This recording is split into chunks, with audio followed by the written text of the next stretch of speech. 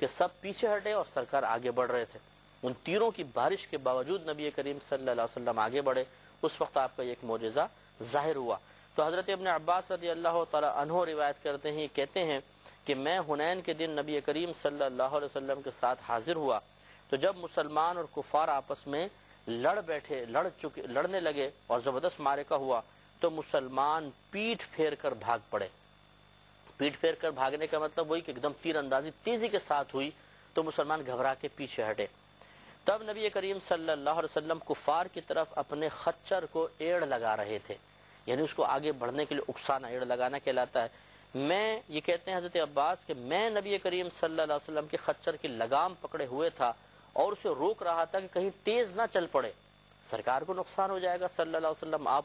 کفار کی طرف بڑھ رہے تھے. اور ابو سفیان ابن حارث رضی اللہ تعالی عنہ رسول کریم صلی اللہ علیہ وسلم کی رکاب پکڑے ہوئے تھے، یعنی جو جہاں پر پیر اسٹینڈ جو بنایا جاتا اس میں پیر تھے وہ انہوں نے پکڑی ہوئی تھی اور میں لگام پکڑے ہوا تھا، روک رہا تھا خچر کو، لیکن نبی کریم صلی اللہ علیہ وسلم کفار کی جانب اس کو بڑھا رہے تھے. تب نبی کریم صلی اللہ علیہ وسلم نے فرمایا کہ اے عباس بیعت رضوان والوں کو آواز دو، یعنی صلح حدیبیہ کے وقت جنہوں نے نبی کریم صلی اللہ علیہ وسلم کی بیعت کی تھی انہیں بیعت رضوان والے کہا جاتا ہے، تو ان صحابہ کو آواز دو. اب دیکھیں جس وقت جنگ ہوتی ہے، یہ آج کل کا دور تو نہیں ہے کہ پہاڑی کے پیچھے بیٹھے ہوئے ہیں بس فائر کر رہے ہیں، دور سے بم مار رہے ہیں، گرینیڈ مار رہے ہیں. وہ تو بالکل آمنے سامنے جنگ ہوتی تھی، اور جس وقت جنگ ہوتی تھی اس وقت کسی کا ہاتھ کٹ رہا ہے، کسی کا پیر کٹ رہا ہے، اور پھر ایک جوش میں آوازیں نکلتی تھیں، تکبیر کی آوازیں، وہ لوگ بھی آوازیں نکالتے تھے تو بعض اوقات کان پڑی آواز سنائی نہیں دیتی تھی.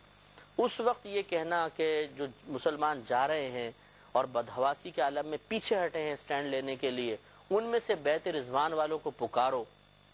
بڑی بات ہے. آپ تھوڑا سا غور فرمائیے کہ اتنے شور میں اور پھر عباس رضی اللہ تعالی عنہ کی آواز کا ان لوگوں تک بیعت رضوان والوں تک پہنچ جانا، یہ بڑی حیرت انگیز بات ہے. اور یہ نبی کریم کا معجزہ تھا کہ آپ اپنی آواز تو پہنچا ہی سکتے تھے، لیکن آپ نے جس صحابی کو فرمایا کہ ان کو بلاؤ، اللہ تعالیٰ کی عطا سے ان کی آواز ان لوگوں تک پہنچی. میں بہک سکوں یہ مجال کیا، میرا رہنما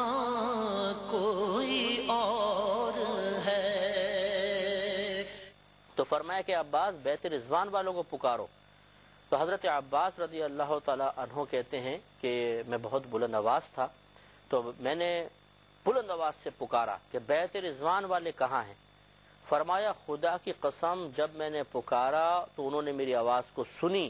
اور میری آواز سے وہ اس طرح گھوم گئے جیسے گائے اپنے بچے کو موڑتی ہے.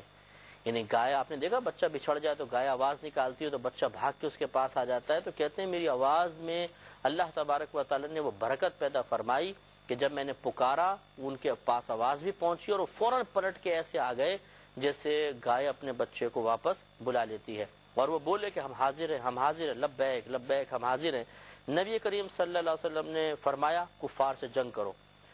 پھر آپ نے فرمایا کہ انصار کو پکارو. تو پھر آپ نے فرمایا کہ اے گروہ انصار، اے گروہ انصار، آپ نے پکارا. تو کہتے ہیں کہ پھر وہ سب کے سب انصاری بھی تشریف لے آئے. نبی کریم صلی اللہ علیہ وسلم اپنے خچر مبارکہ پہ تھے. آپ نے فرمایا کہ تم جنگ کرو، اور سرکار فرماتے تھے کہ اب لڑائی کے گرم ہونے کا وقت آ گیا، لڑائی کا تنور گرم ہو گیا، جس کو کہا جاتا ہے محاورتاً کہ اب آمنے سامنے سب آ گئے ہیں، مقابلہ شروع ہونے لگا. ایسا نہیں کہ نبی کریم نے صحابہ سے فرمایا لڑو اور خود پیچھے رہے، نہیں، بلکہ یہ کہتے ہیں کہ پھر آپ نے چند کنکریاں اٹھائیں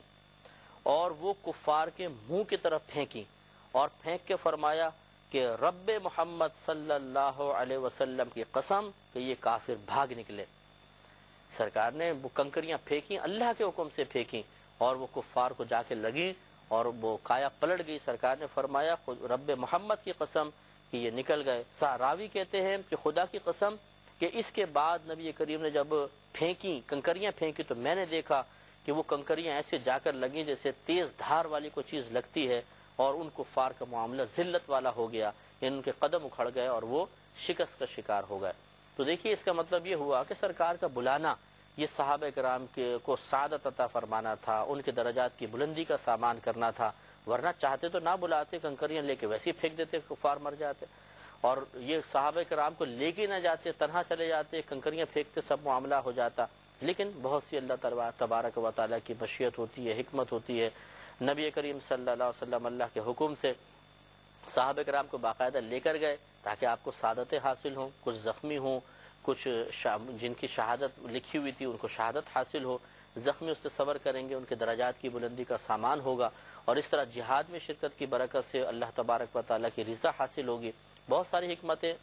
اور اس میں مصلحتیں پوشیدہ تھیں، لیکن رحمت کونین صلی اللہ علیہ وسلم کی اللہ کے عطا سے قدرت کا معاملہ دیکھیے کہ کنکر پھینکے تو ان کو جا کے لگے اور ان کے قدم اکھڑ گئے۔ اس سے معلوم ہوا کہ نبی کریم صلی اللہ علیہ وسلم ایک اللہ تبارک و تعالیٰ کی مشیت کی تکمیل چاہتے ہیں کہ اللہ کی مرضی ہے تو ایسا ہوگا کہ وہ صحابہ بھی آئیں گے، جنگ بھی ہوگی، ورنہ اگر چاہیں تو اللہ تعالیٰ کے عطا سے صرف کنکری پھینک کر لاکھوں ہزاروں کفار کے قدم اکھاڑ سکتے ہیں، کتنی اللہ نے آپ کو قدرت سے نوازا تھا۔ ایک اور اسی طرح کی روایت ہے جو غزوہ حنین کے بارے میں ہی ہے، اور اس کے راوی ہیں حضرت ابو اسحاق رضی اللہ تعالی عنہ، اور یہ روایت ہے بخاری کی روایت ہے، اور اس میں تقریباً یہ 5636ویں حدیث پاک ہے۔ یہ کہتے ہیں، مسلم نے بھی کچھ الفاظ بدل کر اس کو نقل کیا ہے۔ حضرت ابو اسحاق رضی اللہ تعالیٰ عنہ سے روایت کہتے ہیں کہ کسی نے حضرت برا رضی اللہ تعالیٰ عنہ سے کہہ دیا کہ ابو عمارہ تم حنین کے دن بھاگ گئے تھے؟ تو فرمایا کہ نہیں، خدا کی قسم نبی کریم صلی اللہ علیہ وسلم نے پیٹھ نہیں پھیری، یعنی انہوں نے مطلقاً کہا، اس شخص نے طنز کرتے تم مسلمان بھاگ گئے تھے؟ کہا کہ نہیں، نبی کریم صلی اللہ علیہ وسلم نے پیٹھ نہیں پھیری، لیکن نبی کریم صلی اللہ علیہ وسلم کے نوجوان صحابہ اس طرح گئے تھے کہ ان کے پاس بہت سے ہتھیار نہیں تھے، یعنی وجہ بتا رہے ہیں کہ اصل مسئلہ یہ تھا کہ سرکار کے بہت سے نوجوان صحابہ گئے تھے اور ان کے پاس زیادہ ہتھیار نہیں تھے، اور جس قوم سے وہ ملے وہ تیر انداز قوم تھی، کوئی تیر زمین پر نہ گرتا تھا لیکن وہ مسلمان کو زخمی کر دیتا تھا، یعنی بڑے ماہر تیر انداز تھے، جو تیر پھینکتے تھے وہ مسلمانوں کو آ کے لگتا تھا، ان کے تیر خطا نہیں کرتے تھے۔ تب وہ نبی کریم صلی اللہ علیہ وسلم کی طرف بڑھے، اور نبی کریم صلی اللہ علیہ وسلم سفید خچر پر سوار تھے، اور حضرت ابو سفیان بن حارث رضی اللہ تعالیٰ عنہ آپ کے خچر کو کھینچ رہے تھے۔ تب رحمت کونین صلی اللہ علیہ وسلم اس خچر سے نیچے اترے اور آپ نے فتح کی دعا کی، اور فرمایا، یہ شعر نہیں تھا، فی البدی نبی کریم کے زبان سے نکلا کہ انا النبی لا کذب انا ابن عبد المطلب، میں نبی ہوں، میں جھوٹ نہیں کہتا ہوں، اور میں عبد المطلب کا بیٹا ہوں۔ سرکار نے فرمایا، پھر مسلمانوں کی صفیں آپ نے قائم فرمائیں، اور ایک روایت میں ہے سرکار یہ کہتے ہیں، حضرت برا رضی اللہ تعالیٰ عنہ کہتے ہیں کہ خدا کی قسم جب سخت قسم کی جنگ ہوئی تھی تو ہم نبی کریم صلی اللہ علیہ وسلم کی پناہ لیتے تھے، اور ہم میں بہادر وہ تھا جو ان کے ساتھ یعنی نبی کریم صلی اللہ علیہ وسلم کے پاس کھڑا ہوتا تھا۔ اس پہ انشاءاللہ کلام ہوگا، لیکن اگلے پروگرام میں وہ آخر دعوانا ان الحمدللہ رب العالمین۔ میں بہک سکوں